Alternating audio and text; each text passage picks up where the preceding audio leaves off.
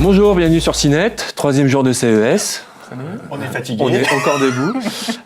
Aujourd'hui, on va vous parler de voitures connectées entre autres, et de smartphones. On a eu quelques belles annonces cette nuit encore, mais on fera les smartphones en deuxième partie. Donc pour l'instant, Alex, tu te tais. Benoît, donc les voitures, on a eu quand même pas mal de nouveautés au CES, des grosses tendances. Des voitures qui se conduisent toutes seules. Voilà, c'est ça. Alors là, c'était la tendance de CES, c'était des voitures autonomes. Alors on va en faire un petit point historique. Il y a quelques mois, Google a présenté sa Google Car, une voiture autonome. Google a eu l'autorisation de la faire rouler sur route ouverte. C'est le premier à avoir cette autorisation. C'était au Nevada, aux États-Unis. Les constructeurs auto regardaient ça d'un œil un petit peu envieux parce que bon, il y avait quand même pas mal de retombées médiatiques. La magie Google. Voilà, surtout que eux savent faire ça, donc les constructeurs auto. Là, ils répliquent. Ils sont deux à le faire, Lexus et Audi. Tous deux avec une approche un peu différente, même si dans les faits, c'est des voitures qui roulent sans conducteur. Lexus, son but affiché, c'est d'aider au maximum le conducteur, c'est-à-dire c'est pas de faire des voitures qui roulent toutes seules, mais plutôt une voiture qui est capable de le faire, mais qui ne le fera qu'en cas de défaillance du conducteur. C'est de l'aide à la conduite. Voilà, ou pour éviter des accidents.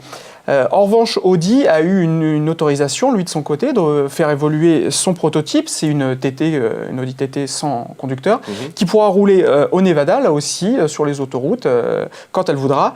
Mais là, le but, c'est un peu de montrer la prochaine évolution, qui est assez rapide, des systèmes de sécurité Audi, qui permettront de rouler sans toucher au volant ni aux pédales, dans les embouteillages et à vitesse réduite. Donc ça se base toujours sur les mêmes systèmes, c'est de la reconnaissance, c'est des radars un peu collés partout. Techniquement, c'est des radars qui vont s'occuper de déceler les objets environnants.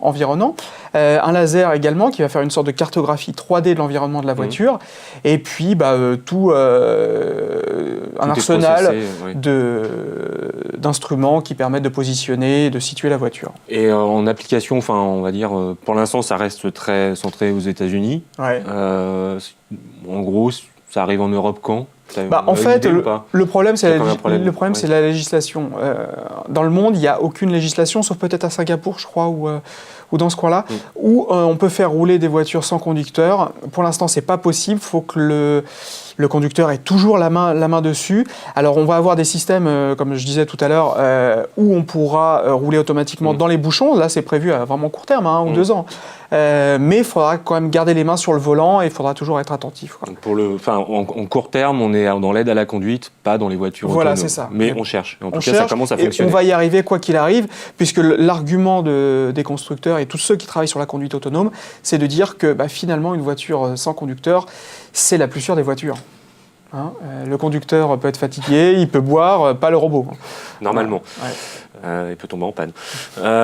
Et sinon, alors après la guerre des OS dans les smartphones, on en parlera tout à l'heure, on a la guerre des OS dans les voitures. Ça, c'est un peu nouveau quand même. C'est un peu surprenant, mais en fait, en gros, on arrive dans les voitures avec des systèmes multimédia qui deviennent connectés.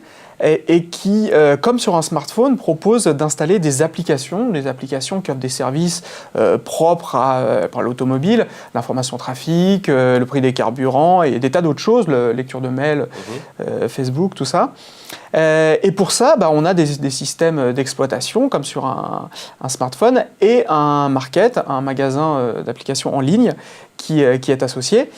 Et donc, à l'heure actuelle, chaque constructeur développe son environnement, son OS, son market. Et puis, on sait très bien ce qui va se passer. Ça va être comme dans les smartphones. Il faut choisir son camp. Voilà, le nombre va se réduire puisqu'on va se rendre compte que pour que des éditeurs soient intéressés à proposer des applications, faut qu'il y ait derrière un marché quand même assez important. Et donc, éviter de développer 50 applications pour 50 OS différents. Et donc, la guerre se fait entre qui et qui ? Et donc, concrètement, au CES, chacun dégaine un petit peu son OS. On a eu Bentley, donc filiale de Volkswagen, qui a présenté un prototype en partenariat avec QNX. QNX, qui est la plateforme de RIM, de RIM, BlackBerry. Racheté en 2010 par RIM. Voilà. Donc là, il prévoit de lancer ça à court terme, apparemment. Donc il y a toujours les smartphones derrière quand même. Voilà, c'est ça.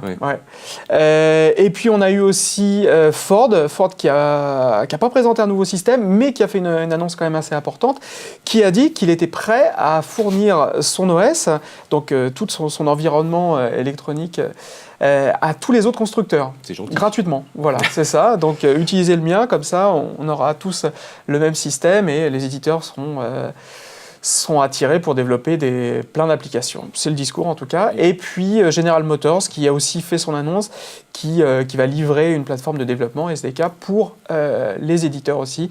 Donc on voit que chacun se positionne et cherche à gagner du terrain. En gros, cette année, tout le monde place les chars et puis on va voir voilà. quand est-ce que ça va tirer. Ça va être intéressant de voir dans 2-3 ans qui va rester. C'est de l'open source pour Ford ? Pour Ford, ça va être de l'open source, tel qu'il présente. Actuellement, ils ouvrent le code. Ils ouvrent le code. Il y a une question, on le soulevait tous les deux la dernière fois, c'est la sécurité, parce que vu que la voiture est reliée à cet ordinateur de bord, tu ne peux pas installer n'importe quelle application qui va te verrouiller toute ta voiture. Alors quoi qu'il arrive, on ne sera pas sur des systèmes aussi ouverts que sur un Android. Les éditeurs, pour proposer des applications, devront répondre à un cahier des charges très strict. Les règles sont plus drastiques. Voilà, c'est ça. Totalement. En termes d'ergonomie, puisqu'on ne peut pas afficher les tout petits icônes sur une voiture, parce que quand on conduit, ça peut être un peu dangereux. Et puis en termes de sécurité aussi, il ne doit y avoir aucune passerelle avec l'électronique de la voiture pour éviter des tas de piratage qui peuvent être là très dangereux. Bon, si ça peut éviter que les gens conduisent avec un téléphone à la main, ce sera déjà pas mal. C'est quand même un des buts affichés. Merci Benoît, on a fait le tour je pense. Oui. On va passer au smartphone, Alex. On a encore eu, alors ça s'est bien étalé en fait les smartphones, c'est pour ça qu'on le fait un peu à la fin. Globalement, on va commencer déjà par les nouveaux produits. D'accord. On va juste dire que des nouveaux produits, il n'y en a pas eu tant que ça, pour la simple et bonne raison qu'il y a le Mobile World Congress qui arrive dans un mois et demi. Donc en gros, là, tout le monde est en train de se regarder et ils vont sortir normalement les principaux modèles à Barcelone en 20 février, voilà, c'est ça ? C'est ça, exactement. Donc là, c'est un peu la grande répète, tout le monde regarde. Ceux qui sortent, c'est sur des marchés qui ne sont pas forcément européens. Tout à fait. En fait, l'idée pour les constructeurs qui viennent au CES, c'est justement ce manque de concurrence, entre guillemets, puisque généralement en mobilité, donc smartphone, tablette, mais aussi ultrabook maintenant, convertible, etc., ça sera à Barcelone. Donc c'est malin pour ceux qui viennent au CES, parce que justement, ils ont un éclairage médiatique qu'ils n'auraient pas forcément à Barcelone, où il y a plein d'annonces. Voilà. C'est Sony qui a été très malin puisqu'il a annoncé son Xperia Z attendu au CES. Du coup, en face, comme il n'y avait pas grand-chose, il y a eu un relais médiatique assez monumental sur ce smartphone qui est au demeurant assez intéressant d'ailleurs. Qu'est-ce que tu en penses, toi, du Xperia Z ? Alors, Xperia Z, c'est vrai que c'est le smartphone qu'on va retenir sur ce salon pour plusieurs raisons. D'abord, matériellement, il est très intéressant. C'est la tendance du 5 pouces Full HD. Donc ça, voilà, on l'avait dit en 2012, c'est la tendance 2013. Autre tendance niveau matériel, c'est les 2 Go de RAM que tu trouveras partout. Bon, écran 5 pouces Full HD, donc une très très belle densité de pixels, quelque chose avec un très bel affichage, très précis.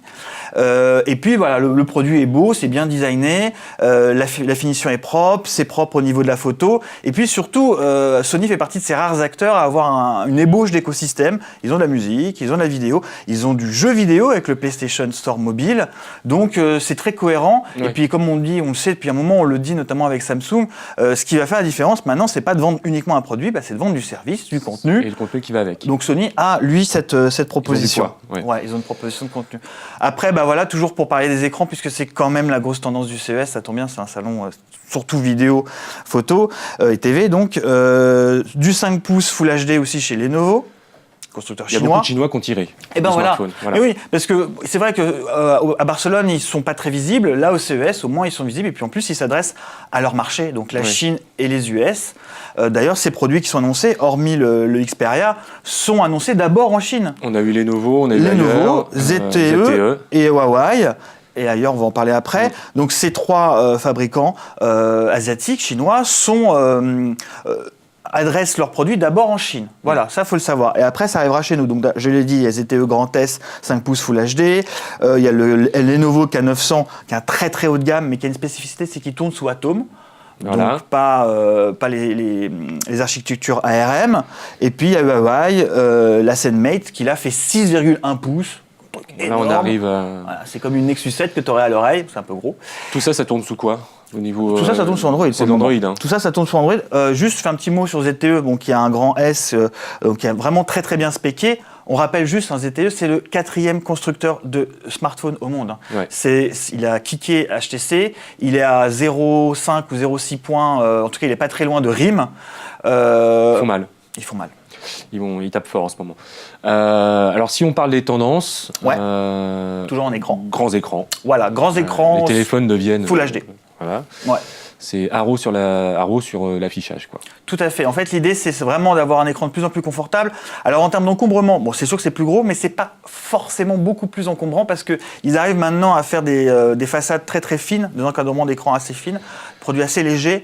Donc bon, évidemment, c'est plus gros, mais c'est pas non plus, c'est pas comme le Note première génération 5,3 pouces qui était vraiment très. Si on résume, c'est un peu la conséquence pour la qualité d'affichage, c'est l'effet Retina, et pour la façon d'intégrer, c'est un peu les conséquences du S3 grand écran, smartphone hyper fin. Plutôt du Note 1 et 2 qui sont à 5,3 et 5,5. On affine, on enlève le maximum de ce qu'il y a autour. Tout à fait. Et le stylet en moins, parce que la proposition de Samsung à l'époque, c'était le stylet. Alors, si on termine sur les écrans, il y a Samsung qui propose encore plus fort. Cette nuit, c'est tombé le Youm. On l'attendait. Ça fait très longtemps qu'on l'attend. C'est pas nouveau. L'écran flexible ou souple, ça fait depuis 2005 déjà. Il y a des protos qui sont viables. Nokia aussi travaille là-dessus, mais Samsung a shooté le premier, surtout avec un produit, un smartphone. C'est-à-dire que tu pouvais l'avoir en main. Donc en fait, l'idée, c'est un écran souple qui est censé être incassable, donc une vraie valeur ajoutée en termes de résistance, souple, donc du coup, tu peux imaginer de nouvelles façons, de nouveaux form factors, de nouveaux formats. On va pouvoir se marrer. Oui. Voilà, là, pour le coup, c'est nouveau, c'est sympa. Et puis, tu ne perds pas en qualité d'affichage, puisque tu obtiens toujours une très belle densité de pixels. Bon, un point minute technique, c'est du 300 PPI ou PPP. Donc pour faire juste une petite comparaison, c'est la même résolution qu'une Nexus 10. Donc c'est du 2560 par 1600 pixels sur du 10 pouces. Donc c'est plus que de la Full HD. C'est pas un truc au rabais, quoi. Ouais, ça serait vraiment de la très belle définition, quoi. C'est très fin. Le téléphone est flexible, c'est ça? Alors l'écran est flexible. Donc du coup, soit effectivement tu peux faire une structure flexible. Nokia l'a présenté. Là, l'idée c'est pas ça. En fait, l'idée, ça va être de faire une coque rigide, solide, mais avec un écran qui va être bombé sur le côté. C'est-à-dire qu'en fait, tu vas avoir de l'information ici et de l'information sur la tranche ou l'autre tranche, de telle sorte que si tu retournes le téléphone, par exemple, tu auras tes notifications qui apparaîtront sur le côté, de gauche ou de droite. Voilà, ça, c'est l'exemple qu'ils ont montré. Il y a plein d'autres exemples. On peut imaginer un écran qui se déroule. Ça, c'était les premiers concepts qui a été présentés. On peut imaginer un écran qui est donc sur cette partie-là classique, mais qui se rabat de cette sorte pour avoir un grand affichage pour regarder une vidéo, par exemple. Il y a plein de concepts. C'est une nouvelle façon de voir la mobilité. C'est vraiment pas anecdotique, cet écran souple. Si on termine sur les écrans, donc plus grand et flexible, a priori, ça commence vraiment à se concrétiser. A priori, pour la fin d'année, Samsung nous parle d'une fin d'année quand même. Et sur les puces, on va faire une petite minute puce. Avant le Yota, peut-être? Oui, Yotaphone. Bon, ça reste anecdotique, mais on l'attendait quand même. On parle d'écran. Donc, on termine sur le Yota, c'est un fabricant russe qui le propose. L'idée, c'est d'avoir sur une face un écran LCD classique, belle densité de pixels, quelque chose de très propre. Et sur l'autre face, un écran e-ink, ce qu'on trouve sur les liseuses, donc qui a l'avantage d'être très économe en ressources. Ça consomme peu de jus et puis c'est très confortable en plein soleil par exemple, c'est confortable, en tout cas bien plus qu'un LCD, ça je peux t'assurer. Pour avoir une liseuse entre les mains, c'est le jour et la nuit. Et puis voilà, l'idée c'est d'avoir par exemple quand tu éteins ton smartphone, tu le retournes, et bien tu as les informations qui s'affichent sur ton écran e-ink ou pour lire du contenu. Voilà, parce que c'est ce qu'il y a de plus confortable quand même. Lire sur du LCD, c'est pas génial. Lire des news, ce genre de trucs. Exactement. On peut imaginer aussi pas mal d'applications marrantes avec ça. On en parlera à Barcelone. Voilà. Ça sera à Barcelone qui sera... C'est au Mobile World Congress, j'allais dire 3GSM. Ouais. C'est en 83, ça. Voilà. Pardon. On passe aux puces, on fait une petite minute puce parce que Samsung est aussi dégainé avec son Exynos 5. Oui, c'était finalement, on ne s'y attendait pas, mais on a eu tous les acteurs en place qui ont dévoilé leur nouvelle architecture, leur nouvelle solution en tout cas. Donc on a eu Nvidia, on a eu Qualcomm, je ne vais pas refaire tout, on a eu Intel, et là on a donc Samsung avec ses Exynos, puisque Samsung maîtrise toutes les chaînes de valeur, les écrans, les puces. C'est quand même, voilà, c'est une force pour Samsung, parce qu'il maîtrise tous les éléments. Un peu tout, ouais. Exactement. Donc, il présente son Exynos 5. C'est un octa-cœur. Donc 8 cœurs. On n'arrête pas le progrès. Bon, en fait, l'idée, c'est d'avoir 2 jeux de puces, 2 jeux de quad-core, en fait. C'est des 4 cœurs côte-côte.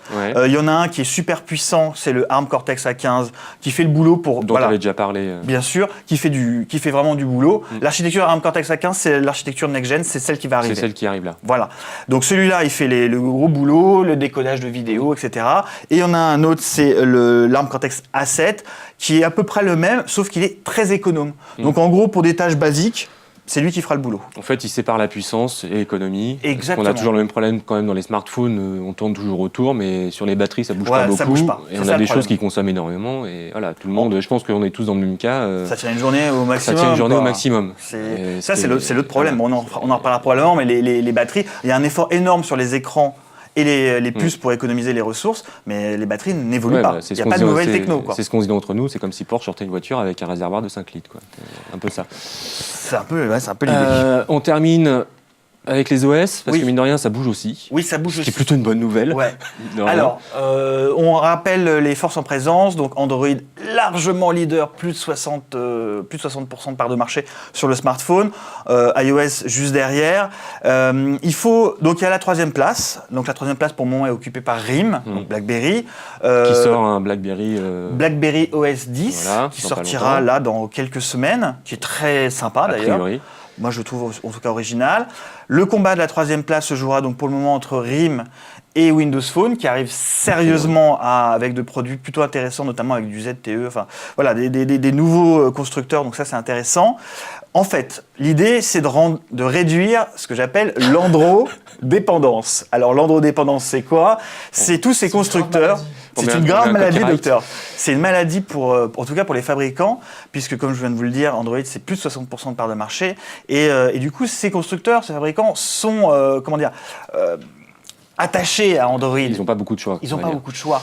Donc, Samsung avait essayé avec Bada, enfin tout le monde a essayé de se trouver une porte de sortie. Voilà, alors justement, très bien, tu me tends une perche géniale. Donc Android, voilà, on va essayer de se détacher pour réduire cette dépendance. Samsung avait tenté le coup avec Bada, ça avait moyennement marché. Bada a fusionné avec Tizen. Tizen, c'est un nouvel OS open source. Samsung va proposer du smartphone Tizen. Ça ne sera pas sur le S4, il y a eu des rumeurs ça serait étonnant. À peine croyables sur le S4 sous Tizen, c'est juste pas possible. Ils ne prendront pas ce risque. Donc Tizen, Mozilla qui va avec son Firefox OS. ZTE a fait une présentation cette nuit. Voilà, décalage horaire. Et puis, tu as du Ubuntu mobile. Voilà, donc tu as de nouveaux OS. Écoute, très franchement, le problème de ces histoires-là, c'est les applications. L'avantage de ces OS, c'est qu'ils font tourner nativement les applications Android. Donc tu as... Ce qui est quand même pas anodin. Voilà, tu as déjà un écosystème qui existe. C'est bien qu'il y ait de nouvelles alternatives. Il n'y aura pas de place pour tout le monde. Il y aura de la place pour 3-4 acteurs maximum. C'est un marché assez oligopolistique, on va dire. Donc, pour les mêmes raisons que la bagnole et voilà, pour d'ailleurs d'autres segments de marché, c'est que les développeurs ne vont pas se mettre à faire des applications pour 19 plateformes. Il va falloir choisir. Voilà. Et puis, généralement, les gens, quand ils choisissent un OS, ils ont acheté les applis et compagnie, donc ils ne vont pas changer d'environnement tous les 4 matins pour acheter les applis qu'ils utilisaient. Enfin, c'est un peu problématique. La bagarre, elle est quand même énorme. Bon, les Ubuntu Phone, ça commence vraiment à monter maintenant. En tout cas, on commence à en parler, on les a vus tourner. C'est plutôt intéressant. Après, est-ce que ça peut conquérir un large public ? Je sais pas. Si tu veux, les Android, iOS et même RIM sont tellement loin en termes de part de marché. Et puis encore une fois, il faut des terminaux, des smartphones suffisamment attractifs pour pousser ces OS-là. Même si les constructeurs, les fabricants veulent se dégager de cette dépendance, est-ce qu'ils vont prendre le risque d'aller sur un OS carrément pas mature, sans soutien de développeurs ? Bon, en tout cas, c'est louable, ça excite un peu tout le monde et voilà, pourquoi pas. Ça donne de l'air frais. Ça donne de l'air frais, comme tu dis. Je pense qu'on a fait le tour sur les smartphones aussi. Oui. Alors, on se retrouve demain, entre midi et 14h, comme d'habitude. Dernier jour du CES. Ça sera la dernière. Je pense qu'on fera un gros débriefing la semaine prochaine, à tête reposée. Donc, en attendant, Comme d'habitude, on met les liens vers tout ce dont vous avez parlé dans l'article. Et puis nous, on continue à suivre les derniers jours du CES, aujourd'hui et demain. Donc à demain. À demain. En vidéo également sur Dailymotion YouTube et en podcast iTunes. Retrouvez-nous sur Facebook /CNET France et sur Twitter @CNET France.